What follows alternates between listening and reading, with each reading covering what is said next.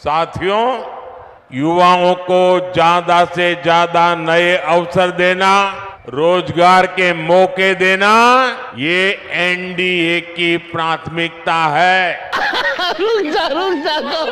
तो भैया सुना, मटन मछली मुसलमान और मंगलसूत्र के बाद अब मोदी जी ने अचानक रोजगार पे बात करना शुरू कर दिया। क्योंकि लल्लन भैया इनको पता चल गया है कि धर्म के नाम पर अब नहीं गलेगी दाल, इसलिए बजाने लगे रोजगार का झाल।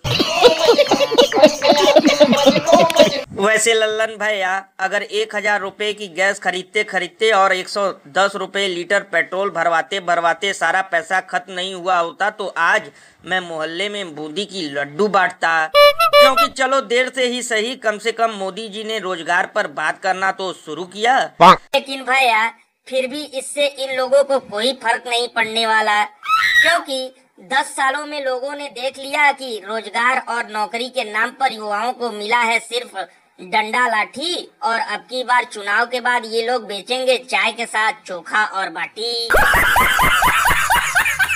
थोड़ी मर्यादा रखिए। ये बिल्कुल सही कहा आपने, क्योंकि इतने तो मजनू ने पत्थर भी नहीं खाए होंगे जितना कि सरकार में बेरोजगार युवाओं ने लाठी डंडे खाए हैं और पानी से ज्यादा पेपर लिख पाए हैं, और इसके बाद भी न तो ये लोग रोजगार देने की गारंटी को पूरा कर पाए और न ही महंगाई कम करने की। भैया इसीलिए तो लोग घनघोर बेइज्जती करते हुए ये कहते हैं कि जो आए थे रुपए और डॉलर को बराबर करने, उन्होंने कर दिया पेट्रोल डीजल बराबर, और अब की बार सत्ता में आए तो बिकवा देंगे घर की चादर। और अभी तो रुको, क्लाइमैक्स अभी बाकी है। कम होता है जब किसी पार्टी अध्यक्ष के सामने दूसरी विरोधी पार्टी का मैनिफेस्टो रखा जाए, लेकिन आज मैं नड्डा जी के सामने कांग्रेस का मैनिफेस्टो लेकर आया हूं। तो हमने भी ये पूरा देखा, इसमें मुसलमान शब्द का कहीं प्रयोग नहीं है, सिर्फ अल्पसंख्यक लिखा है।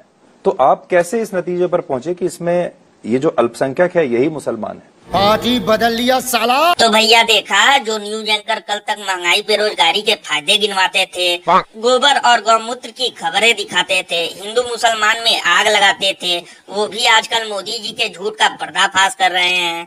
क्योंकि लल्लन भैया इन लोगों को भी पता चल गया है कि अब खत्म होने वाला है जुमलों का चैप्टर, इसीलिए चापलूसी छोड़कर वापस बन रहे हैं एंकर। वैसे लल्लन भैया ये भी हो सकता है कि अब की बार इन्हें नोटों की गड्डी ना मिली हो, इसलिए बीजेपी की धोती खोलने में लगे हों। क्योंकि एक बार जलेबी सीधी होने की उम्मीद की जा सकती है, लेकिन इन लोगों की नहीं। ये बिल्कुल सही कहा आपने।